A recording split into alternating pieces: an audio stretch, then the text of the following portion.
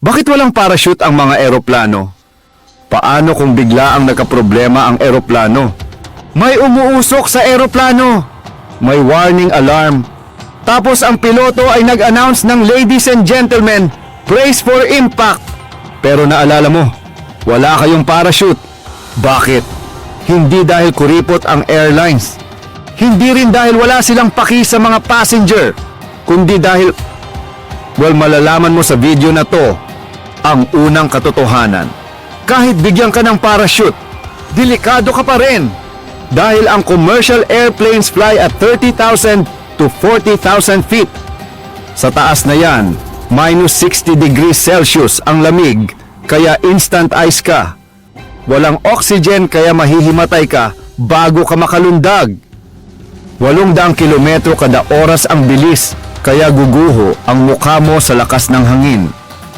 Kung sakaling makalabas ka, ang bagsak mo ay either sa gitna ng karagatan, hello sharks!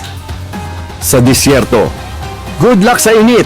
Sa active volcano, wag naman. Pangalawang katotohanan, kahit magaling na piloto ka, hindi mo magagawa ito. Emergency exit, ang pinto ng eroplano ay 20,000 pounds ang lakas. Hindi mo mabubuksan habang lumilipad. Kung mabuksan man, lahat ng bagay sa loob, pati tao, ay hihigupin papalabas. Kaya kung may nagsabi na talon na, huwag kang tatalon kasi ikaw ang magiging human cannonball. Pangatlo, mas malaki ang chance na manalo ka sa loto kaysa mag-crash ang eroplano. Bakit? Isa sa 11 milyon ang chance mag-crash ang eroplano. Isa sa 4 na milyon naman ang chance na mamatay ka sa pagtawid sa kalsada.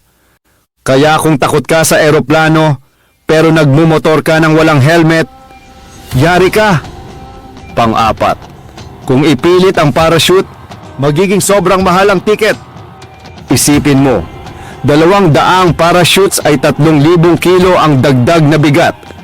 Mas malakas na fuel means mas mahal ang pamasahe. Ang 1,500 piso na seat sale ay magiging 15,000 piso. Tapos may baggage fee pa yung parachute mo. Ikalima, ang eroplano mismo ang pinakamalaking parachute. Modern planes can glide for miles kahit mawalan ng engine. May redundant systems, kung may masira, may backup agad. Kaya kung may emergency, mas safe ang controlled crash kaysa mag-jump sa ere. So bakit nga walang parachute? Kasi walang kwentang idea yon. Mas effective pa ang seatbelt, oxygen mask, at life vest kaysa sa parachute na imposible naman na magamit.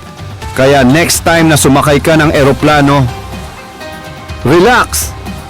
Mas delikado pa ang pagtawid mo ng kalsada.